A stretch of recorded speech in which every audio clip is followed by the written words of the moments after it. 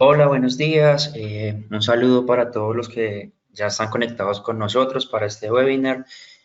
Como siempre, antes de iniciar, me gustaría saber cómo está el sonido. Entonces, si me pueden escribir en el chat o si pueden levantar la mano en la parte lateral para saber que todo está correcto y daremos inicio en un par de minutos.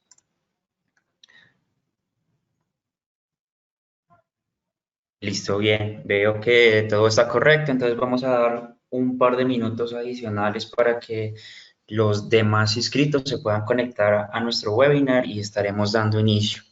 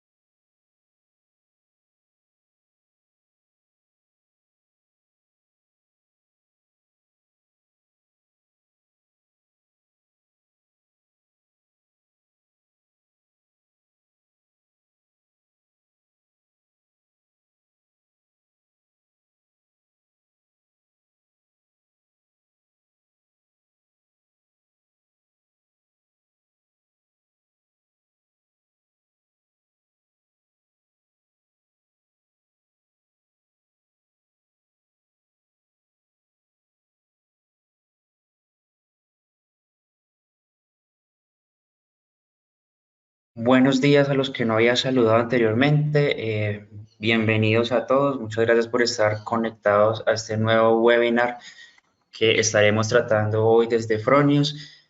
El día de hoy estaremos conversando un poco sobre los elementos de protección para tu sistema fotovoltaico. No únicamente vamos a ver los sistemas adicionales o accesorios que podamos incluir en nuestro sistema, sino todas las protecciones con las cuales ya cuentan los inversores Fronius.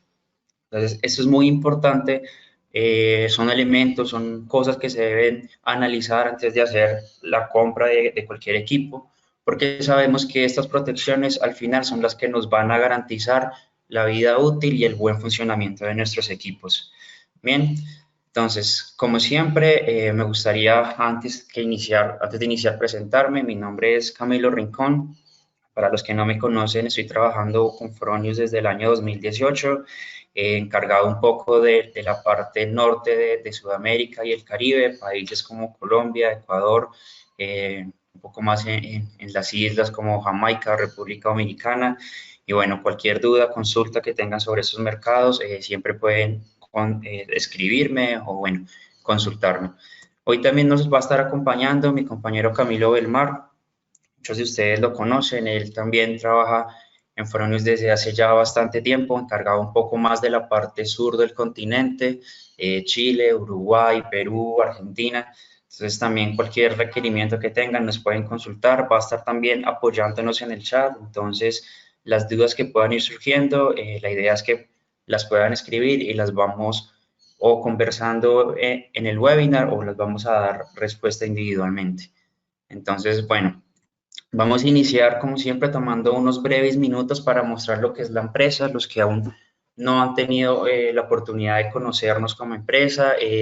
Fronius nace en Austria en el año 1945. Esta empresa es fundada por Count Fronius. Él era un inmigrante que, bueno, un poco del contexto histórico en 1945, estábamos finalizando la Segunda Guerra Mundial y él en su salida un poco de esta violencia, bueno, para en Austria para empezar lo que a la postre sería una gran empresa como es Fronius. Esta empresa aún se encuentra en propiedad familiar. Al día de hoy nuestra CEO es la nieta del fundador. Algo también muy importante de nuestra empresa es que todos los recursos, toda la financiación es propia, no dependemos de bancos. Esto, bueno, en tiempos de gran fluctuación económica y de problemas macroeconómicos es un gran respaldo, lo que nos da también una alta bancabilidad. Bien, la empresa cuenta con 3 unidades de negocios. La primera de esas, la de recarga de baterías, la que dio origen a Fronius. Un poco más adelante nace la división de soldadura para el año 1992 ya dar inicio a la división de la cual somos partícipes, que es la de la fabricación de inversores solares. Bien, un poco de las cifras de Fronius. Contamos con más de 5.300 empleados a nivel mundial. Algo muy importante es que nuestra empresa cuenta con más de 690 personas dedicadas a la investigación y desarrollo. Esto pues buscando las mejores tecnologías y buscando las mejores soluciones constantemente para todos nuestros mercados. Gracias a esto pues tenemos ya más de 1.200 patentes, lo que muestra pues la importancia que ha tenido este grupo de investigación. Contamos con más de 30 subsidiarias a nivel mundial. Algo muy importante para aclarar es que todos los equipos Fronius son fabricados y son despachados desde Austria.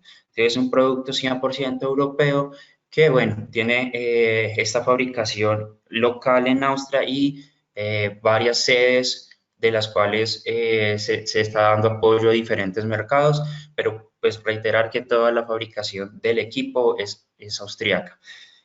Obviamente la gran parte de toda esta producción es para exportar a los diferentes mercados, aproximadamente el 92% de los productos salen a nivel mundial, se exportan de Austria. Obviamente el mercado austriaco es pequeño, es un país pequeño y bueno, tenemos gran aceptación y grandes ventas a nivel mundial. Algo muy importante de Fronius son los pilares en los cuales está basada la empresa. Una de estas es la innovación, con bueno, el personal que habíamos visto que trabajan en investigación y desarrollo. Muy importante, todos los equipos pasan por un proceso de control, una certificación y una inspección de producto. Eso quiere decir que cada inversor que llega a sus manos está aprobado y tiene una certificación que dice que el equipo se encuentra sin problemas, listo para usarse. Todo esto debido a un proceso en donde lo que se busca siempre es la máxima precisión en cada elemento que componen nuestros inversores. Bien, un poco de lo que veíamos anteriormente, tenemos sedes a nivel mundial, varias subsidiarias en Latinoamérica, contamos con una muy grande en Brasil y otra también muy grande en México. Igual tenemos presencia, como les había mencionado, en Colombia, en Chile y bueno, atendiendo diferentes mercados. Ya un poco más enfocado a los números de Latinoamérica, en 2019 se instalaron casi 36.000 sistemas nuevos registrados en nuestra plataforma. Esto quiere decir que aproximadamente se vendieron 68.000 inversores Fronius para Latinoamérica, un número muy importante ahí que muestra la gran aceptación, penetración y el buen uso que ha tenido nuestros equipos en Latinoamérica. Bien, obviamente todo eso ha mostrado un gran incremento en ventas y en el revenue de la empresa. Bien, un poco también de la historia de nuestras series. Muy importante decirles que todo lo que vamos a conversar en este webinar se refiere a los snap inverter. Los snap inverter salen a partir del 2013 con nuestro primer equipo, el Fronius Galvo. Este es el único que usa transformador. Los demás equipos de aquí en adelante son sin transformador, los Simo, los Primo. Todos estos equipos tienen las mismas protecciones que nos daba, que nos brindaba el transformador, un poco de la separación galvánica, pero ahora lo hacemos de forma electrónica. Bien, entonces toda la protección que venía o esa separación ya la hacemos de otra manera, pero igual está presente en todos nuestros equipos.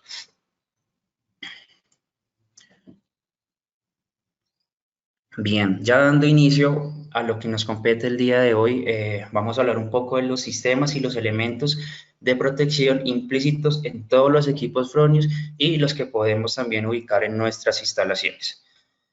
Antes de iniciar, es importante mencionar que Fronius, los equipos, una vez inician su operación cada día, pasan por un proceso, una secuencia de arranque en el cual el inversor primero carga la configuración que nosotros le hayamos seleccionado, ya sea 50 Hz, 60 Hz, 208 voltios, 480, 300 voltios.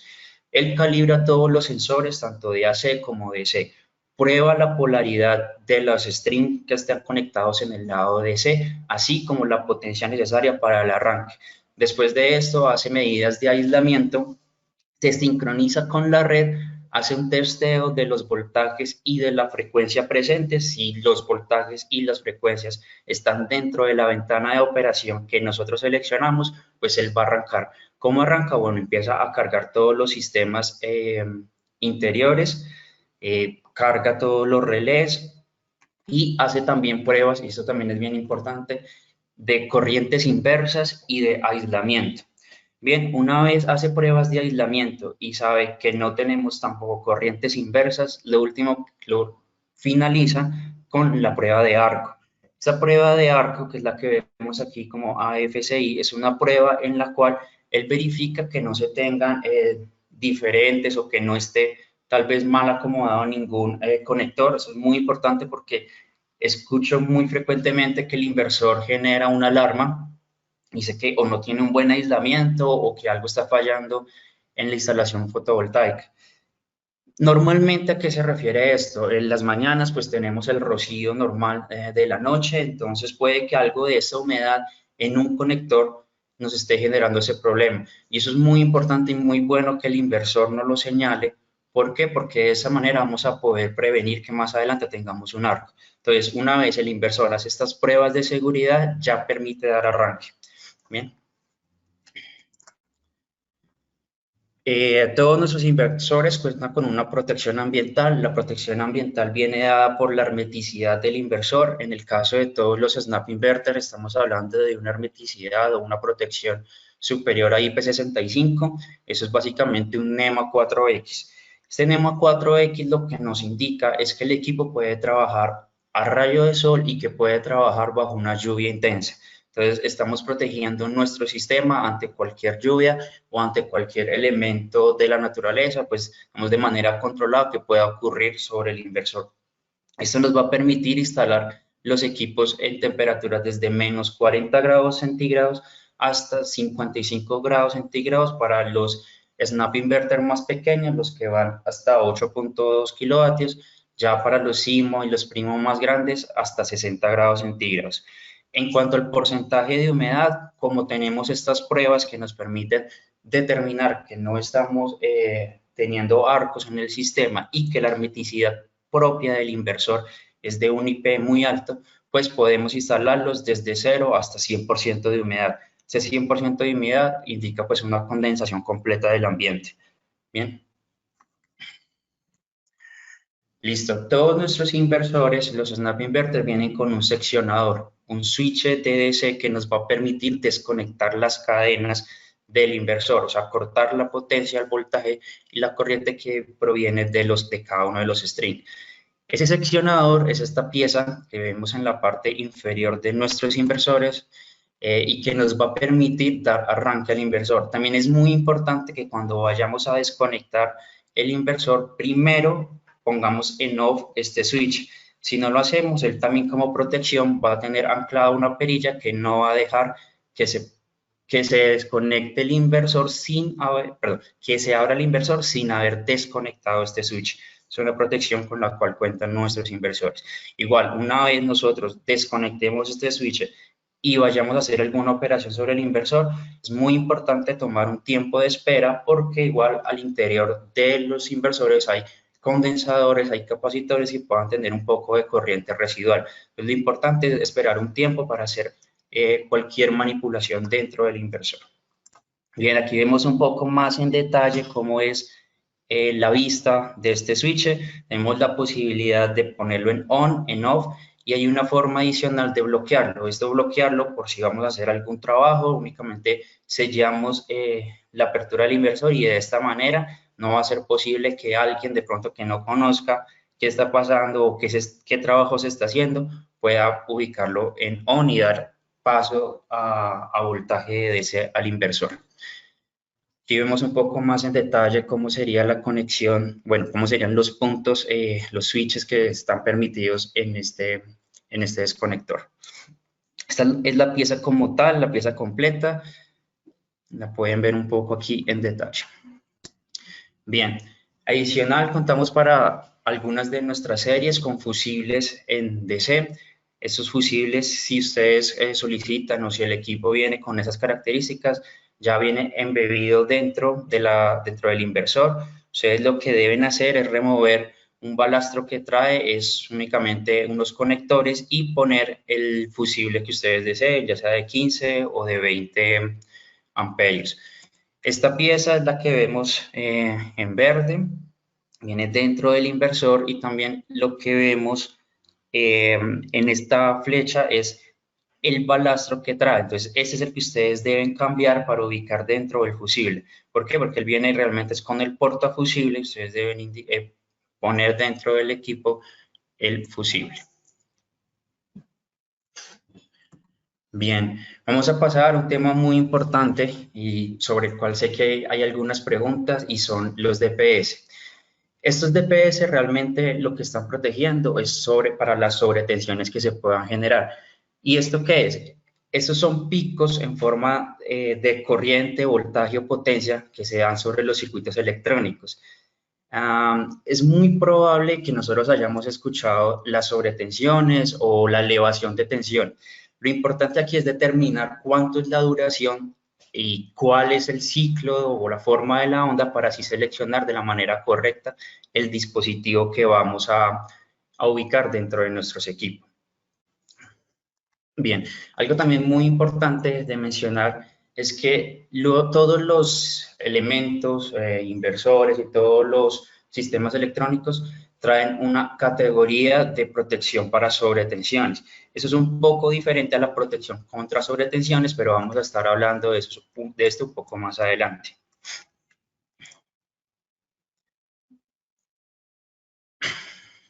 Bien. Entonces, sabemos que las sobretensiones son una de las causas más frecuentes de daños. Aquí vemos en la parte derecha una gráfica. Esta gráfica está hecha por Aviva, esto es una empresa de seguros internacionales. Ahí lo que nos muestra es lo que ocurre generalmente en los equipos de electrónica de potencia.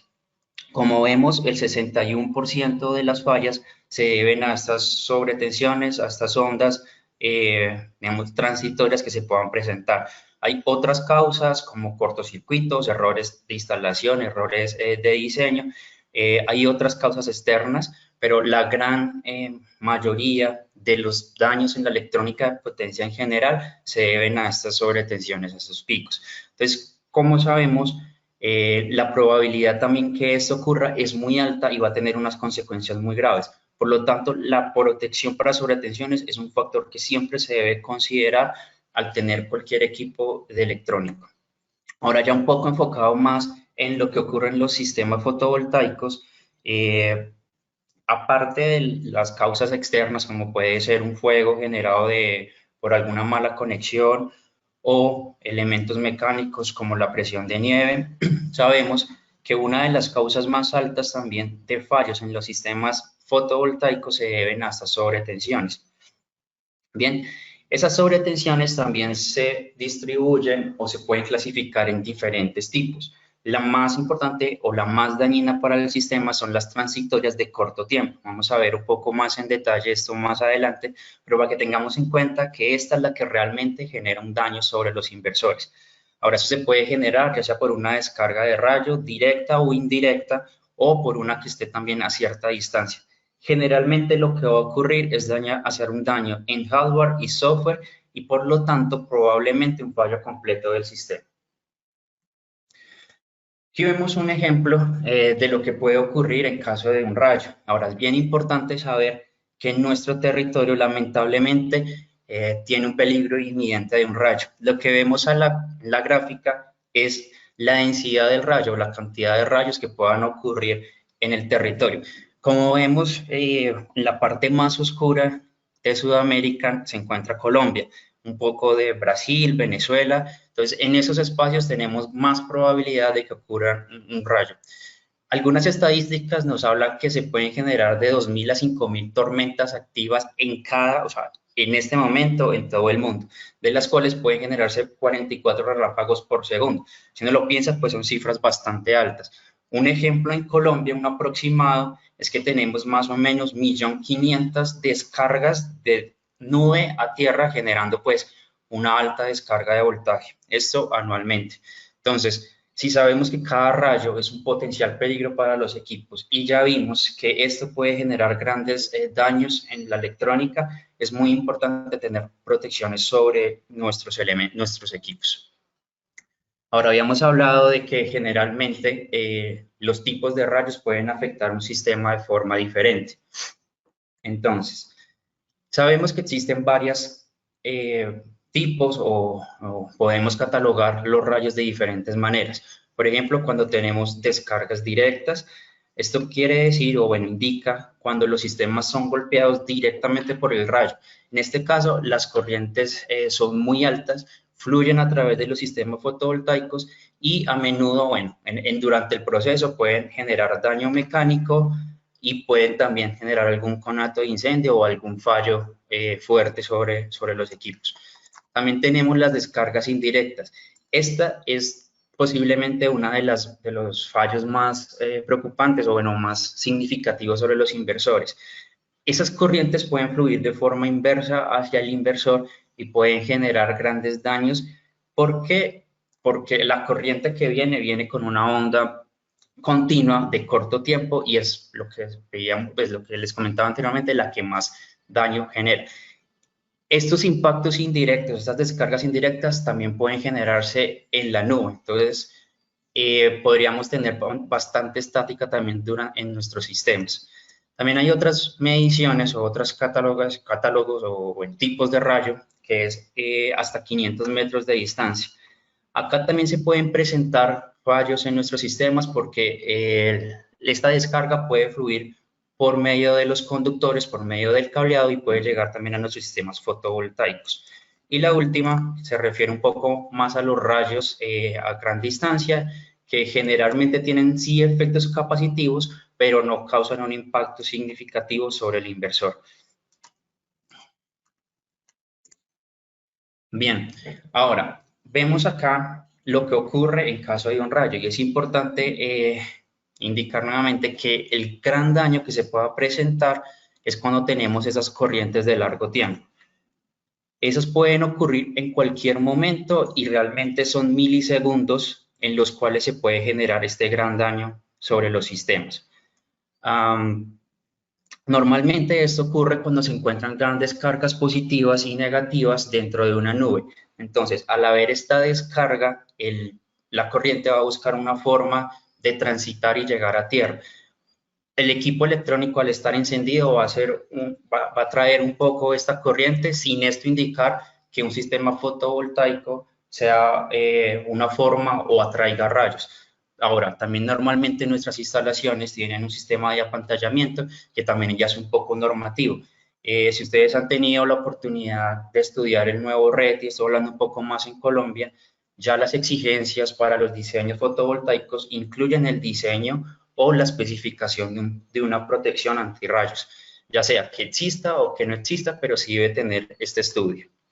Bien, Bueno, aquí vemos también la definición o los periodos en los cuales ocurre un rayo. Entonces tenemos el flash guía o la carga, esta es la primera parte del rayo, podría decirse que es la parte principal y cuando se presenta también el relámpago. Este es el que forma un camino que va desde la nube hasta la Tierra y puede en algunas ocasiones ramificarse, por lo que tendríamos varios puntos de conexión a Tierra. Bien, la segunda parte habla sobre la corriente de sobretensión. Estos son picos que se generan, probablemente 3 o 4 picos de sobretensión, y es la que va a generar la corriente de largo tiempo. Esto, bueno, largo tiempo son milisegundos, pero es la que nos está causando el daño.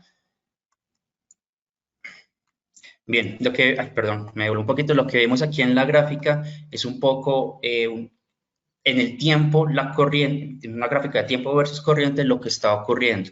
Entonces, al principio vemos la gran descarga del rayo, que no es significativamente la que más daño causa, aunque sí tiene grandes cantidades de corriente, pero son las ondas transitorias de baja onda, pero de gran duración, las que nos va a causar el fallo, lo que vemos en la parte más oscura de la gráfica.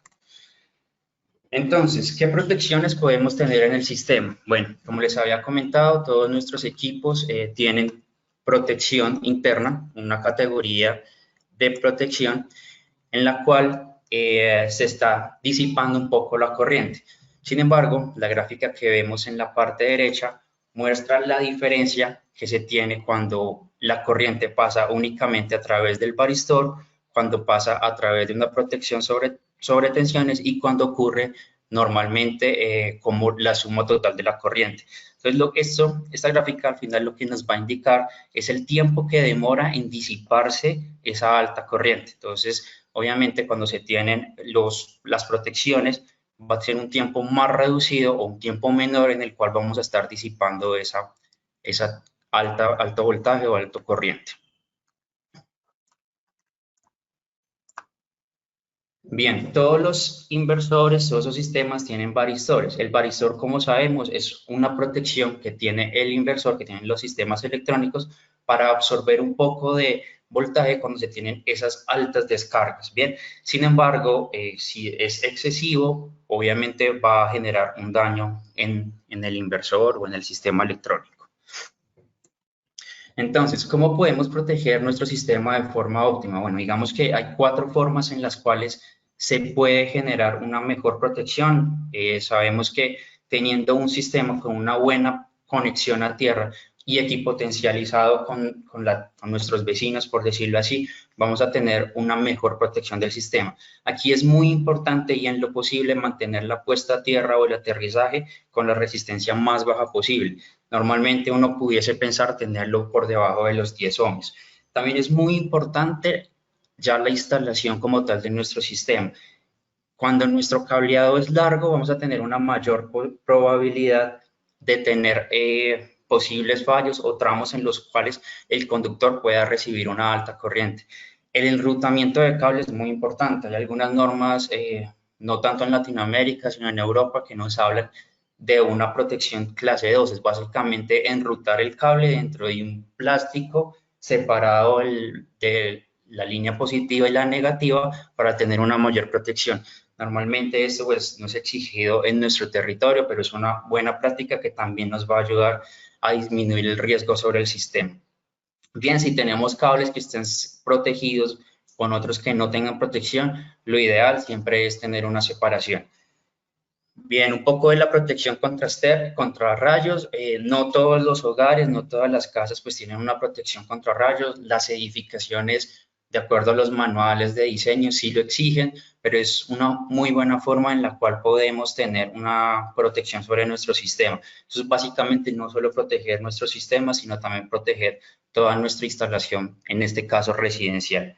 Bien, esto ya un poco más referido a los sistemas de construcción, igual como les indicaba anteriormente, en el RETE ya para Colombia, esto sí va a ser una exigencia una vez tengamos el nuevo RETE ya reglamentado.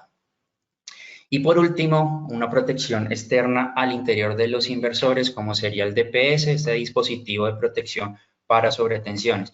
Aquí pues también importante es verificar qué tipo es el más óptimo o cuál es el que debemos usar para nuestra instalación. Entonces, ¿qué factores debemos considerar para incluir o no ese tipo de sistemas? Bueno, realmente cuando tenemos protecciones externas, lo que estamos haciendo es minimizar la probabilidad de que ocurran daños sobre el equipo. Y hay que ser muy sincero acá, lo que estamos haciendo es minimizando la probabilidad, pero no descartándola al 100%. Que un rayo de forma, que caiga de forma inadecuada, tal vez cerca a nuestra instalación y que tenga corrientes inversas muy fuertes, por más protección de sobretensión que tengamos, vamos a poder en algún caso presentar daños, pero es una protección que nos va a permitir maximizar esa probabilidad que no ocurran fallos. ¿Por qué? Porque, bueno, si tenemos una protección sobre nuestro sistema, vamos a poder tener un sistema operativo durante más tiempo, vamos a evitar en algunos casos reinvertir sobre nuestros inversores y claramente tener sistemas activos nos va a generar el máximo rendimiento.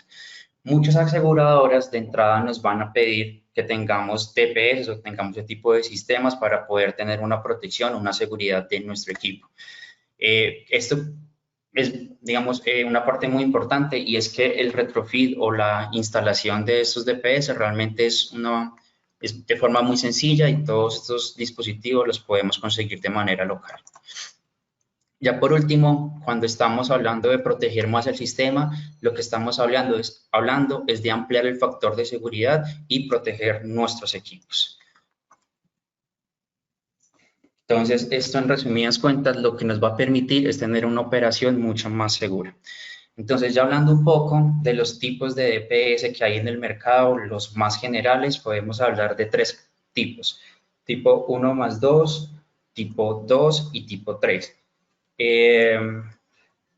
Bien, el tipo 1 realmente nos está ensayado y funciona, digamos, para impulsos de onda de manera de más o menos 10 a 30 50 milisegundos, lo que hace simular la corriente que produce un impacto directo de rayo. Entonces, estamos hablando que el tipo 1 está un poco más enfocado a impactos directos de rayo. Bien, el tipo 2 ya nos habla de un impulso de onda un poco más corto, bien, pero que nos va a proteger contra sistemas indirectos y va a permitir disipar la corriente ofreciendo un nivel de protección medio alto. Ya hay un tipo 1+2 que podría llamarse la combinación de ambas protecciones sin indicar que tenga la misma protección del 1 y del 2. Es una combinación que nos va a dar una protección media alta. Normalmente este tipo 1+2 y el tipo 2 son los más usuales para los sistemas fotovoltaicos. Hay un tipo 3, que es un sistema adicional. Este normalmente se usa aguas abajo de un tipo 1+2 o de un tipo 2 y está pensado más para proteger equipos muy sensibles o con distancias superiores a 20 metros de una protección tipo 1+2. Realmente ese tipo 3 se usa más para otro tipo de dispositivos y lo que va a hacer es trabajar en unión con los otros tipos de protección.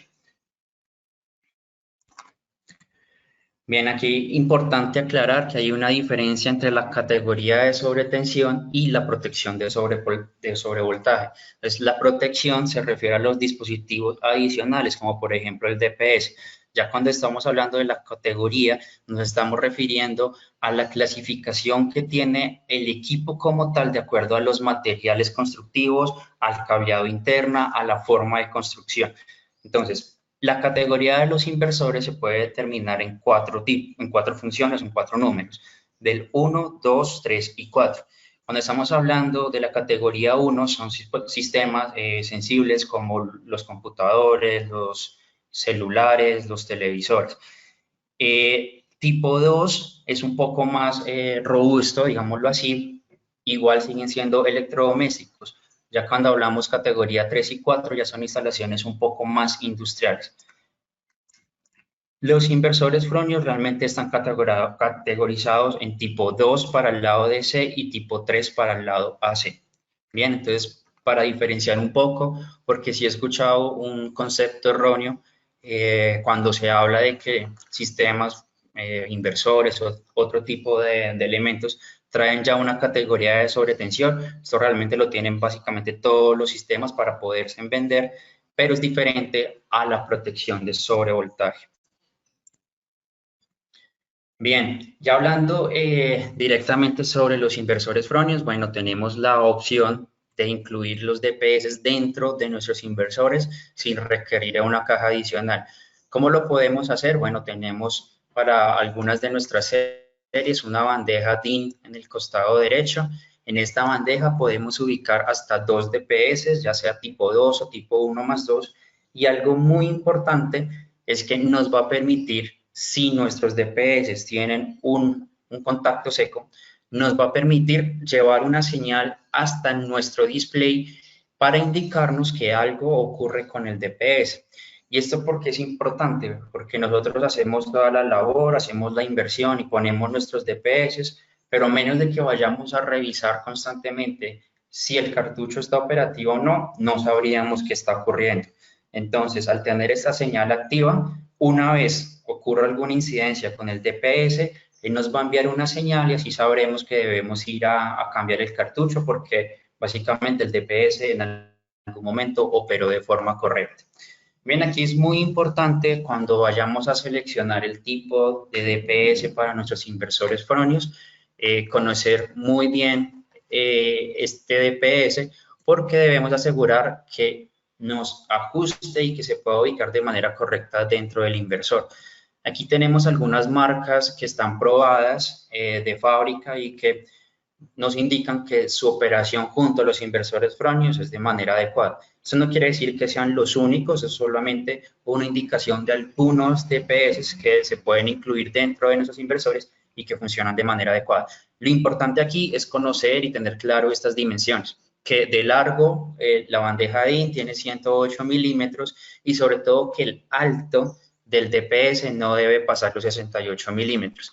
Si vemos esta imagen si vemos esta imagen que tenemos acá, si nos pasamos de los 68 milímetros, estaríamos ya rozando con la tapa del inversor y generando otros problemas. Entonces, lo importante es que nuestros DPS, independientemente de la marca, pues no superen estos 68 milímetros. Bien, bueno, conozco un poco más del mercado colombiano y sé que aquí se venden los dispositivos requeridos y los que nos sirven para nuestros inversores. Se los pueden consultar con nuestros distribuidores, todos ellos cuentan con estas marcas para poderse incluir en su compra. Eso es un ejemplo de algunos de los que se pueden usar. Este es un CITEL, este es un tipo 1+2 y nos va a permitir pues ubicar 2 dentro del equipo y proteger cada MPPT, porque eso también es importante aclararlo un poco. Cada DPS debe ir conectado a un MPPT. Eso quiere decir que si en nuestro equipo estamos usando los 2 MPPT, debemos tener 2 DPS para poder proteger de manera adecuada el sistema. Si únicamente tenemos uno, entonces únicamente se requiere un DPS para incluirse en el inversor. Bien, este es el DPS tipo 2, también con los tamaños adecuados y también de consecución local, un poco hablando de Colombia, con certificado RETI, lo cual pues es requerido según nuestra normativa.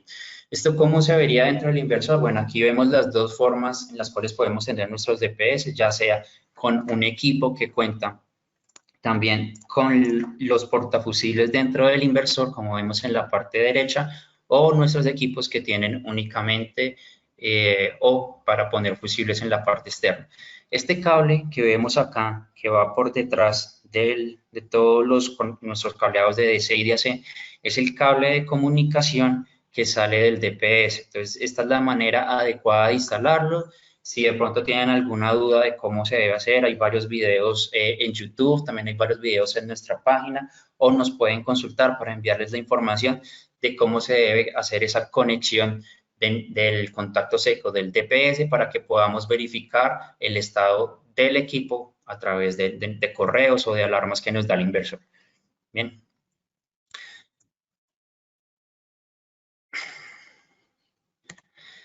Bien, entonces, ya para ir terminando, aquí vemos una tabla que nos resume en cuáles dispositivos podemos tener tanto los DPS como los portafusiles dentro del inversor. Para las series más pequeñas, el equipo realmente no cuenta con ese espacio. Para los primos más pequeños, lo que debemos hacer es tener una caja externa. Ya podemos ir hablando desde el primo de 8.2 y los CIMOS de 10, 12 kilovatios, podemos tener dentro del equipo nuestro DPS, que contamos con la bandeja DIN, y ya para todos los equipos de más de 15 kilovatios, estamos hablando del CIMO 15, 17, 20, 24, 22 y 24, así como los ecos, podemos tener tanto el portafusible como el DPS dentro del equipo, y de esta manera no necesitaríamos una caja combinadora o una Streambox, o bueno, una caja externa para ubicar todas las protecciones. Bien, en cuanto a los equipos más pequeños, vamos a hacer próximamente también un upgrade de la forma en la cual podemos proteger los DPS. Estamos hablando para los equipos Primo hasta 8.2. Estos son unos kits en los cuales podemos instalar unos DPS en la parte lateral izquierda del equipo y así tener protección para sobretensión en estos dispositivos. Una vez tengamos un poco más de información sobre este dispositivo para Latinoamérica, estaremos comentándolo un poco. Ya para finalizar, les quiero comentar un poco sobre las garantías de Fronius. Normalmente la garantía de fábrica viene desde 5 años, pero podemos hacer extensión hasta 10, 15 y 20 años. Muy importante registrar su equipo en el SolarWeb para así acceder a los 5 años de garantía de fábrica con los cuales cuenta todos nuestros equipos para Latinoamérica. Bien, entonces muchas gracias por atender nuestro webinar del día de hoy. Los invitamos a que se suscriban a nuestros próximos webinars y hacemos una invitación muy amplia para que se inscriban en el próximo webinar que estaremos realizando la próxima semana. Este es un webinar especial, vamos a hacer un quiz, vamos a estar haciendo un webinar muy interactivo con todos ustedes y la idea es que participen, respondan algunas preguntas de Fronius y ganen algunos premios que tenemos para ustedes. Entonces, todo esto lo pueden encontrar en nuestra página online, en Fronius Latam, y se pueden inscribir para tener este webinar. Ese se va a celebrar el 5 de mayo y bueno, como les comentaba, vamos a tener algunos premios muy interesantes. Entonces, de nuevo, muchas gracias por su atención. Voy a estar un poco al tanto del chat, aunque sé que mi compañero Camilo ya ha estado contestando muchas preguntas. Ya para finalizar, les pido el favor tomarse un par de minutos adicionales para responder algunas preguntas que tendrán al finalizar el webinar. De nuevo, muchas gracias por su atención y por estar siempre presentes en nuestros webinars. Muchas gracias.